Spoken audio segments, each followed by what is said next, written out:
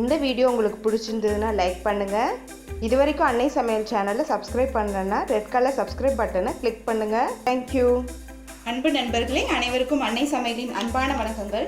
இன்னைக்கு அன்னை சமையலை நம்ம பார்க்க போகிற ரெசிபி கும்பகோண கடப்பா. இது கும்பகோணத்தில் ரொம்ப ஃபேமஸான ரெசிபி. வாங்க எப்படி செய்யறதுன்னு பார்க்கலாம். அரை கப் பாசிப்பருப்பை குக்கரில் 3 விசில் போட்டு வேக வச்சு எடுத்து வச்சுக்கோங்க. நான் அரை கப் தான் பாசிப்பருப்பு எடுத்திருக்கேன். அதுக்கே பார்த்தீங்கன்னா நிறைய வந்திருக்கு. அதனால் நீங்கள் நிறைய போட தேவையில்லை. ஒரு கைப்பிடி அளவு போட்டிங்கனாலே போதும், நிறைய வந்துடும். 2 உருளைக்கிழங்கை வேக வச்சு எடுத்து வச்சுக்கோங்க. கடாயில் தேவையான அளவு எண்ணெய் ஊற்றி வச்சுக்கோங்க. முதல்ல 1 டீஸ்பூன் கடுகு,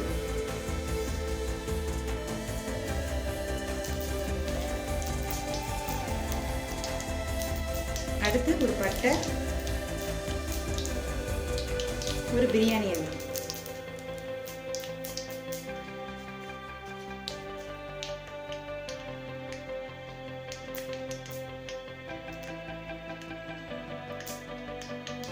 அடுத்து கொஞ்சம் கருவேப்பிலை,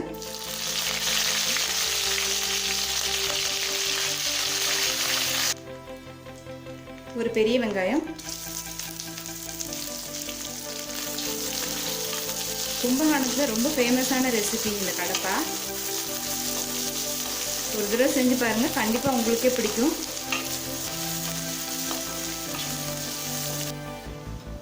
ஒரு டேபிள் ஸ்பூன் இஞ்சி பூண்டு விழுது,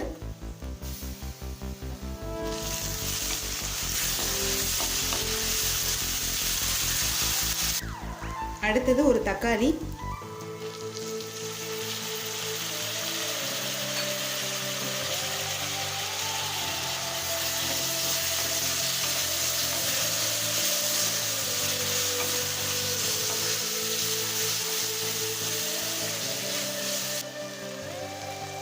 தேவையான அளவு உப்பு.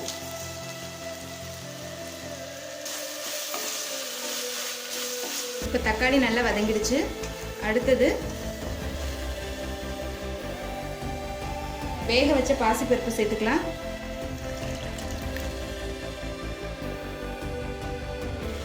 வேக வச்ச உருளைக்கிழங்கையும் சேர்த்துக்கலாம். நல்லா கலந்துக்கோங்க. ஒரு 2 நிமிஷம் ஸ்லோலே இருக்கட்டும். அதுக்குள்ளே நம்ம அரைக்கிறதுக்கு தேவையான பொருள் என்னென்னு பார்த்துடலாம். முதல்ல 1/4 கப் தேங்காய், 5 பச்சை மிளகாய், உங்கள் விருப்பத்துக்கு ஏற்ற மாதிரி அதிகமாகவோ இல்லை கம்மி பண்ணியோ நீங்கள் போட்டுக்கலாம். 1 டீஸ்பூன் சோம்பு,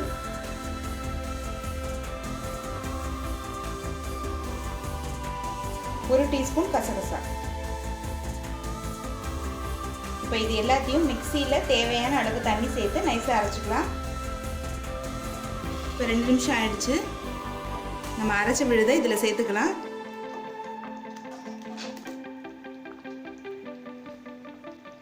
கொஞ்சமாக தண்ணியை சேர்த்துக்கலாம்.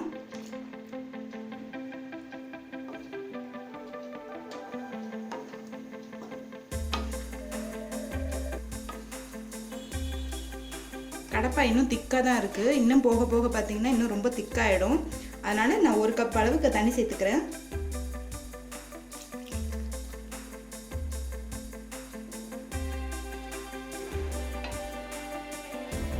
ஒரு 5 நிமிஷம் ஸ்லோலே இருக்கட்டுங்க.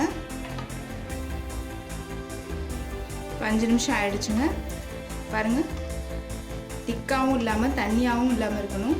ஏன்னா உருளைக்கிழங்குலாம் போட்டிருக்கனால ஆறின பிறகு கடப்பை ரொம்ப திக்காயிடும். அதுக்காக தான் நான் நிறைய தண்ணி ஊற்றிக்க சொன்னேன். இந்த கன்சிஸ்டன்சி இறக்க போகிறதுக்கு முன்னாடி கொஞ்சமாக எலுமிச்சம்பழ சாறு சேர்த்துக்கோங்க. கொஞ்சமாக கொத்தமல்லி இலை தூக்கிக்கோங்க. இப்போ கும்பகோண கடப்பா ரெடி ஆகிடுச்சுங்க. நம்ம சர்வ் பண்ணிக்கலாம். இப்போ சுவையான கும்பகோண கடப்பா ரெடி ஆகிடுச்சுங்க. ரெசிபியை ட்ரை பண்ணி பாருங்கள், கண்டிப்பாக உங்களுக்கே பிடிக்கும். ரெசிபி பிடிச்சிருந்ததுன்னா வீடியோவை லைக் பண்ணுங்கள், கமெண்ட் பண்ணுங்கள், ஷேர் பண்ணுங்கள். இது வரைக்கும் அன்னை சமையல் சேனலை சப்ஸ்கிரைப் பண்ணலன்னா சப்ஸ்கிரைப் பண்ணுங்கள். தேங்க்யூ.